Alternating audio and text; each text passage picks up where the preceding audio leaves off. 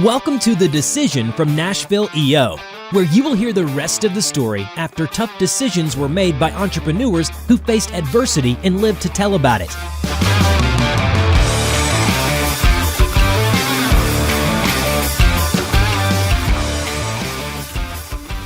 Welcome to The Decision, the EO Nashville podcast for and by entrepreneurs. We're here to talk about all the things that happen in the course of starting, running, maybe even selling a business, all the wins, the losses, the decisions, all of that. And with me, as always, my partner in crime, Mr. Robert Hartline. Good to be here once again. Good to be with you. And also with us today, Mr. Jacob Greer of Sixth Man Movers. Welcome. Hey, thanks for having me. Yeah. Appreciate it. Well, you are in an easy business. Moving people's stuff. Yeah. How did you get into that world? I always was around it growing up. I have a friend who his dad was a business owner and employed all of us before it was legal to employ us. You know, we could work at 15. So being around that was my introduction. One of my first jobs. I mean, but he's still in business to this day. I think it's a white collar service for blue collar prices. Country club moving. Hey, what's up? But that was my kind of introduction to the moving world. And then, you know, just like anybody, you try a bunch of things out, and it just seemed to always be there. You know. So did you go away from moving after, Yes. getting a little older? And what did that transition look like? Yeah. I mean, I think I spent, I went to University of Memphis, moved up to Middle Tennessee area for a girl and a job. That's what I like to tell people. Still got the job. Yeah. So I really came up here from Memphis just to seek opportunity and try things out. And as a musician, you know, that's a big part of my world. You always have to have side jobs, and there's a few lucky folks that don't, you know, but if you love music, you really have to have something else going for you to pay the bills. So I was always in the service business. So spent a lot of time behind a bar or at the table, you know, trying to pour your wine, or that was really my kind of world, and then hospitality as well. So spent a lot of time working for hotels, and just along the way gathering a skill set, right? So I think a lot of that is applicable in a place like logistics and household moving, that kind of thing. Was that your first business? First business was, we can't talk about one of them, but the other one, You're from Memphis, right? yeah. Entrepreneurial spirit. I mean, me and my brother had a landscaping business growing up. That was probably my first brush with, like, you know, buying something, financing a piece of equipment, gaining customers, growing too quick. You know, if you get 60 yards and then 1 week of rain, try to get back on track for that. So, but that was like my first brush with the, you know, entrepreneurial game of just trying to grind it out and do things on your own and print up flyers and drop them off and stuff like that. And then, I think it was just like a bit of a longer journey to come back around to the idea of doing something on my own again, which, you know, fell into moving. I think a lot of people ask how to get started. I mean, quite honestly, it was a pretty big accident. You know, I don't think the side hustle was ever meant to be the main hustle. It just ended up being that way for me. Mm-hmm. You just pick up business naturally, and that's what kept you going? Like, when did you go and hire your first person? Yeah, about 2010. I was, and there's still a program to this day that's open to the public. If you go on U-Haul's website and you book a U-Haul, you get to the shopping cart and it says, "Do you want help with the moving?" So that's called Move Help. And it's still a program to this day where you could, like, add movers to your rental reservation. And that was really my first introduction in the Nashville market of doing that type of work and being hired. So what started as we'll create a profile and, maybe I can make what I make in a night of serving tables in a few hours during the day. That was really what, kind of pushed me to do that. Working in restaurants, I mean, you're really like a vampire. At least for me, it was. I was always behind a bar, or, by the time you shut down for the evening, you'd sleep till, noon, and then you gotta be back in at 3 p.m. And that was kind of the rat race I was on. But so leaning into the moving thing, that was like just an idea, right? Of let me see if I could, use my skills during the day. And then, it did pretty decent, like right off the bat. I was really service oriented and want to please people and have a good experience. And then you get a couple of 5-star reviews by your name. And then it starts to go into, well, can I create another crew? Can we do this without me on each job site? And It was just a slow grind, at first. Well, I mentioned before we started recording that you guys have moved me a few times. Mm-hmm. And I think I maybe even reached out to you after the first time and said, this was kind of a different experience. Mm-hmm. How did you make it that way? Yeah. I think a lot of like what, disrupting the industry in the moving business is things that are like revolutionary, like showing up on time, being in uniform, having a smile during a hard moment. That's my sarcasm coming through. Yeah. But I think that there was a low bar, and the more I kind of heard customer stories and in moving, look, everybody's got a positive experience they can think on. What they typically tell you about is the negative one. Mm-hmm. It's memorable. And so I think, as we were getting into working for other people and doing it at a repeat volume and things, you start to hear all these stories and start to really dial in what matters to people. And, it's pretty organic at first. It was just finding out what's important. Even to this day, we still really ask just some different questions. I think that's a big part of it. What someone's idea of a successful move is going to be totally different. We're kind of viewed as a commodity a little bit, like, well, what's your rate? Mm-hmm. So we really have to, rise to the challenge to look at it differently. And what we're doing is providing a custom experience for every move. It's not,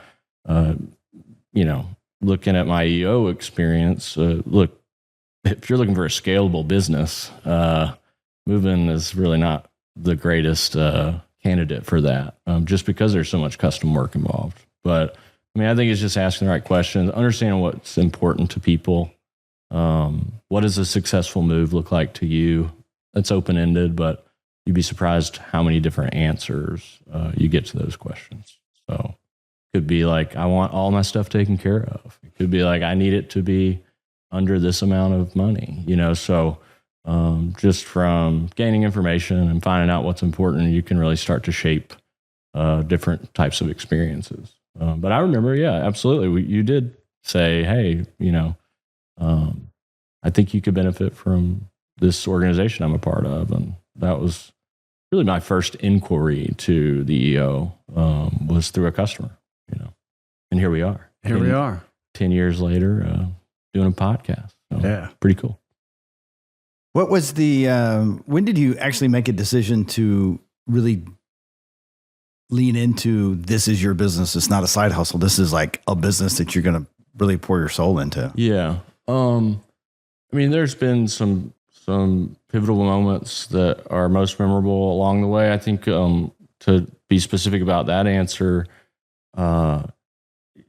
if you remember maybe 2012, 13, there was a thing called Groupon. Yeah. Maybe you bought one, maybe or two. There were a handful of deal sites like Groupon. Living Social was another big one. Even the Tennessean had one, like Deal Chicken, So we, looking back at like when was a, dive in moment for us, and me personally, it was really around that era. Me and a small team of people ran a Groupon for about 3 days. And we thought, hey, if we can get like 20 customers, this would be great. I think we sold 481 Groupons in the 3 days that we ran the special. And that wasn't like 481 moves tomorrow. That was what was good for the next 3 months. So we planned it out to where we could gain, some traction and sell our services at a discounted initial rate and, hopefully start to build our books in that way. And that was really the big turning point for me personally. That sounds horrifying. To get that many. I'm just doing the math here. That's how do you do that? It's a lot of moves in 90 days. Yeah, it was. I think there was a lot of, let's say like, we'll figure it out moments, right? For me personally, I remember going to I was still doing university at the time, and I literally went to my professor, kind of in tears, not really in male tears, right? The ones that don't drop, but they're in there. Welling up. Yeah. And I said, this is what happened. I told him what was going on, and he really gave me some words of encouragement and said, I think this is a huge opportunity for you, and school's always here. You can come back. So it was almost like permission to kind of go, all right, hey, like I can put these classes down for right now and lean into this. And it was a lot of practice. Once again, like all the knowledge I think we learned through different various programs that the EO has to offer. I was dealing with laggards, customers, discounters. So maybe not the ones that you're going to hopefully hold on to. Typically, they're going to move to the next deal. But I think for us, it really gave us a chance to build a team around the work, start to dial in processes and things like that. So were you able to execute that? In a C minus, B plus kind of way. Yeah. Number one question I get a lot of times being in the labor field is how do you find good people? So I was lucky during that time where we had really good people at the start. And I think it's still a really big challenge in our business. Hard work is either something you got from your parents probably, or maybe somebody in proximity of you, or either however you don't. So a lot of times we're, trying to identify those people. And my early years, I was really lucky to be surrounded by a group that we liked the hard work. And you say the word hard work when you think of like someone who has like a office kind of thing, office environment, hard work. Yeah. It's not hard work like you have to do moving somebody's stuff in the heat in the summer. Like you got to see, is there a correlation between summertime and people not showing up for work than other days? Yeah. You just got to build a bunch of contingency plans. People are going to fail you, so what do you do to continue to show up and meet the appointments that are set on the calendar? And we learned a lot of those things the hard way. I think hard work can come in many different ways. In my business, it legitimately is physically hard, mentally tough. You'd be surprised how much soft skills and I would say like psychology knowledge that you really have to utilize and have on the job site for people. It's an interesting thing. Sorry, my phone's going off. Apologize. It's probably my girlfriend saying, "Did you make it?" What's one of the biggest decisions you've had to make in 6-man? I think there have been a lot of them. I think coming through like that was, we just went from 2013. There's been a whole bunch of them in a decade, right? I think that COVID was tough on, we were deemed essential, which is a little validating. But there were a lot of, it seemed like every week we were having pretty hard decisions to come by. A lot of them are still around just people decisions, whether it's to do with the customer and what to do around a difficult circumstance, or what to do around a talented individual that is, wanting more opportunity that maybe you do or don't have. So a lot of my tough decisions are around people, and just which direction we can help them go or not. I think it's now a protection of my manager's bandwidth and stuff like that is kind of what we're usually keeping an eye on. Big decision, like for me, coming in here and prepping, a lot of that is geared towards not just like I have two businesses. I have a 6-name movers, and I have a fundraising business called Custom Fundraising Solutions, and we have a territory for that business. And I think one of my biggest decisions most recently was to do a second business or not. What was the catalyst for that? Yeah, good question. We were the delivery boy, right? We delivered a lot of product for this company. And the elevator pitch of that, honestly, is just we can raise, we work with typically high school, middle school, band, chorus, football teams. Anybody who's traveling or doing something cool with their kids typically has to have funds to do it. So we work with those programs, and we do a 1-day mattress sale, and we can raise $5,000, $6,000, $7,000, $8,000, $9,000, $10,000 in a day, no matter what the demographics of the school is. And it's a weird business, super weird. How'd you get into that? So back to I was delivery boy. So we being a moving business, you always have opportunities that maybe are outside of your core provision, like household moving. So we'll have companies that come and go, and some need us to deliver their product. And that was a customer of ours for about 4 years. So we were the delivery guy, and we, would go set up that gentleman's sales in some school cafeteria or gymnasium on a Saturday or Sunday.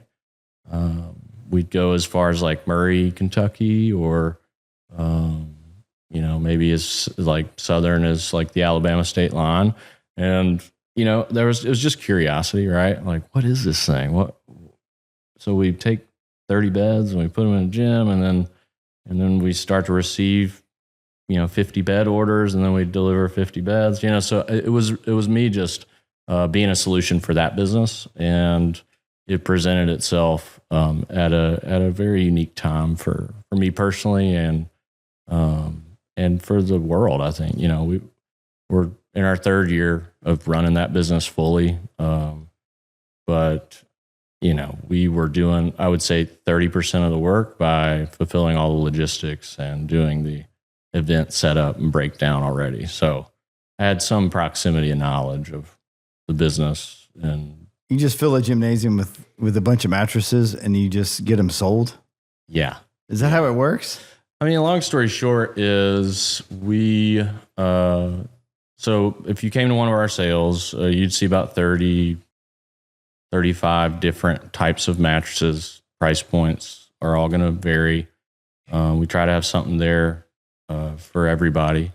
And, a bed is a unique product to purchase. It's hard to do it online, even though, because we say mattress a bunch today, you'll probably get some ads on your Instagram but it's one of the most advertised products. So what we're doing is we're leveraging what Americans are doing on a regular basis anyway, and just taking the schools, let's say the booster program, or the parents that are wanting something fun for the kids, like a trip to DC, or the bands play in Disney World and stuff like that. So what we're doing is solving a pain for them. They need the funds, and they've got to get it somehow. So we're in a unique position to help them get it. And so we set up a bunch of different mattresses, products that people can come in, feel, touch, lay on, ask questions. And, we are typically going to find them something they like and that makes sense for them. And then about 3 weeks later, we deliver that bed out to them. And a lot of our schools we work with, they're repeat business. So it's an annual thing and they just depend on it. Mm-hmm. How much of your time is on that new business now? Oh, gosh. It just depends, right? So there's trends in all businesses. I have a trend in the moving business like this from physical year. I'm using, for those listening, I have a pyramid shaped hand, but so my moving company business is very low January, February, goes all the way up into the right till about August, and then it starts to decline. So it kind of looks like a triangle. And the part of the mattress and fundraising business is like a W. It really coincides with that. It doesn't really operate as much at all in the summer, and it operates when school's in session. So those trends, if you lay them over the top of each other, they matched up pretty well. But depending on the time of year, really has the answer for you of, well, where is Jacob? Where is Carmen Sandiego? Where am I? I'm either, on the outskirts at a mattress sale a certain time of year, or I'm, right here in the heart of town leading my moving team through all kinds of unique challenges in the summer. So, but in short, for the school year, I'm probably working in a school or working with a program. And if it's summer, I'm probably in the warehouse or out in front of customers or helping the team.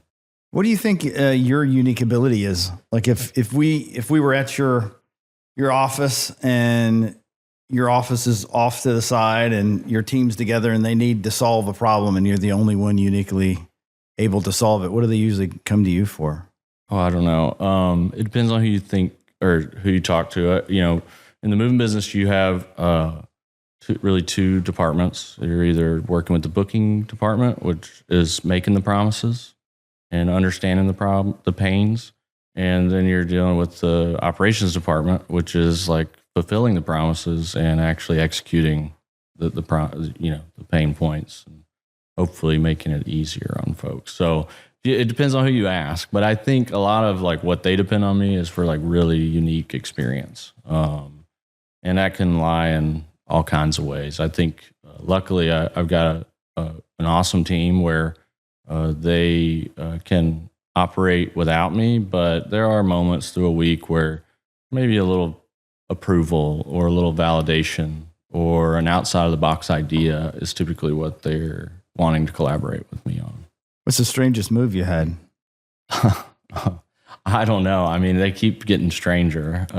So, I mean, I think a lot of like what we do now is we not only try to, we're always getting vetted.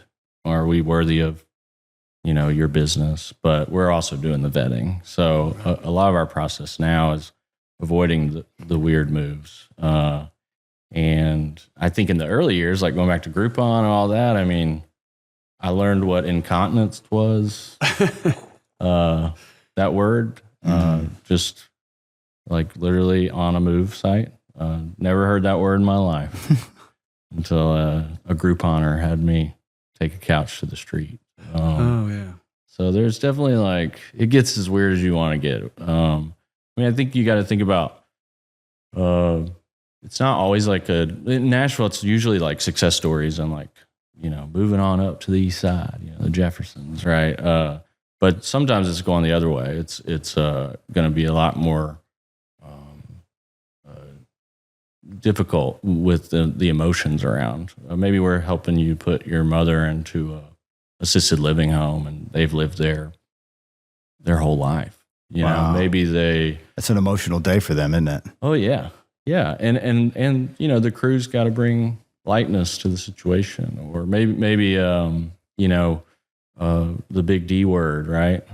Maybe we're splitting some people up. Sometimes, that's the best thing that's ever happened to them. And sometimes it's really bitter and the police are on site, you know, I mean, it can go either way. So I think like, you know, when you ask weird, like it gets weird in my business for sure. And a lot of that is just learning expectations and understanding what challenges are we going to, the days of just like showing up with the truck and not asking any questions beforehand have long been over. So yeah, I mean, we're trying to really understand what's going on, why you're moving. And usually there's a story for every move. I mean, if I've got 15 appointments today, there's 15. Do you want to know that up front? Oh yeah. So do your guys know that? We have to. Yeah. I mean, we have to know what's going on. People are very reluctant to tell you what's going on because it's, you know, I just need you to move the stuff, man. It's a couch, you know, but we really need to know a little bit more. Mainly because it's hard to be successful if we don't understand what's going on. You know, the same for how people deal with stress and all of the things that go in a move. I mean, some people are right there with you and call those heel biters, you know. Some of them are literally, they give you the key and they say, we'll see you at the new place. So, you know, we need to understand where you are during move day, what's going on, why are we doing this? Is it my question is usually, is this bittersweet? Is it, you know, are you glad to go, or are you sad, you know, that you're leaving? I mean, we need to understand all those things because they do play a part in what the crew's going to face and how those challenges will show themselves. I wish it was just stuff, you know. If it was, it'd be a lot easier, but it's not. So some people have they're drawn to their things, and some people don't care. Correct. Yeah. Correct. And I think too, it can show up in weird circumstances, and maybe they don't even know they care until they're doing it. Until they do, you know. So I think like, you know, we're going back to like my skill set with the team. It's asking the right questions. You know, I think that is typically what they call me coach, you know, like, which I love and hate that. But I think that's what they're looking for typically, is some coaching moments to understand. And it is a collaborative thing. I mean, I think a lot of times it's to earn the trust to share openly about what's going on. And we have to, you know, do some things to earn that trust at first. I think some folks, particularly the general public, when it comes to moving, you know, they're maybe they don't want to tell you what's going on because they don't think it's important. So we have to kind of earn that trust quickly and then really understand what it is, because typically we're going to have to move it anyway, right? But we do need to understand what it is, or you know, how important it is to you, those types of things. When thinking about your EO experience, what's a time when you had a big decision you needed to make and you brought it to Forum for help? Yeah. I mean, going back to the second business, right? Like, should I acquire that or not? It was already operating, but it had been kind of simmering from COVID. Fundraising almost went to nothing for a couple of years because it operated in schools. And parents weren't even allowed to come through the doors of schools during that time, so much less a guy with 30 mattresses setting up in the gym. So I think, you know, when I was faced with like the story of that customer wanting to get out of that business that I was the delivery guy for, that was something I didn't decide without consulting my forum and really evaluating it fully and understanding, and, you know, getting an evaluation done and talking to some of the customers that they were serving, and then going to my forum and kind of framing it in the right way of like, hey, here's the opportunity. You guys know me, you know my skill set, you know what I bring. Like, am I crazy to go buy a business that sells mattresses and gyms, you know? So I needed to know that. And that was definitely, you know, essential. And I probably wouldn't have been able to make the decision without some challenge and pushback and help around that stuff. What surprised you about the feedback that you got? How I don't think there was too much surprise. I think I just needed validation a little bit. I think with going back to like a couple of comments I said earlier about like if you're looking to scale a business, moving companies is going to be one of the tougher ones. Mainly because 60% of my P&L is going to have a heart, a mind, an attitude, an experience level.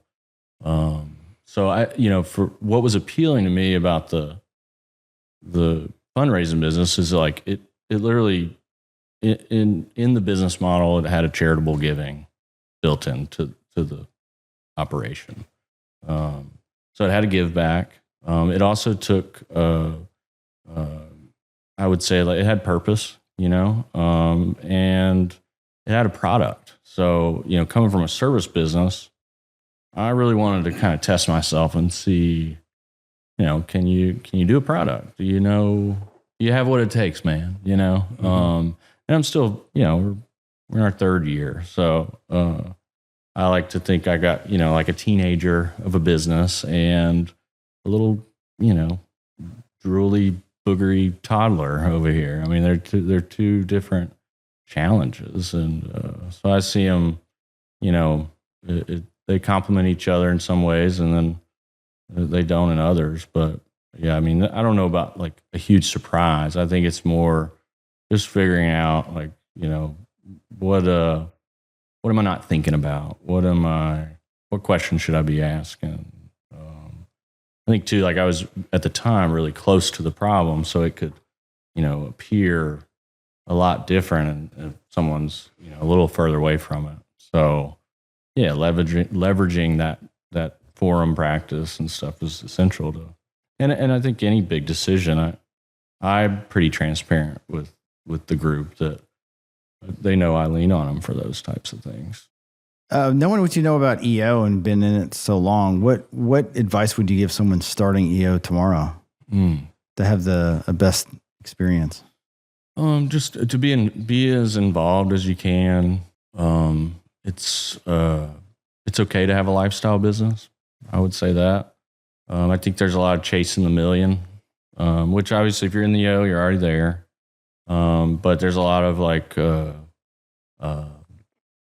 I guess resources around scale, but scale is hard and it's really not for everybody. And I would say it's okay if you just want to stay at $1 million or, I think these businesses are here to serve us and, just keep that in mind because I think that is a challenge. We live in a culture where it's like bigger, stronger, faster, hustle, all the stuff. And I think that can distract sometimes too. So yeah, but I would say just get involved, and get trained. I think understanding the forum practice is really important. We have awesome resources here, to help us with that. And it's not gonna be perfect the first time. So fail, break it a little bit. And it just gets better with time, I think. Jacob, thanks for joining us at The Decision. If you are an entrepreneur in Nashville, Tennessee, and you're looking to belong to a community, you can visit eonashville.com and learn how 350 other entrepreneurs are navigating life, making important decisions about their life and business. If you're interested, please visit us. Thanks for watching and hope you have a fantastic rest of your week. Thanks for listening to the Decision Podcast by Nashville EO. We'll see you again next time, and be sure to click subscribe to get future episodes.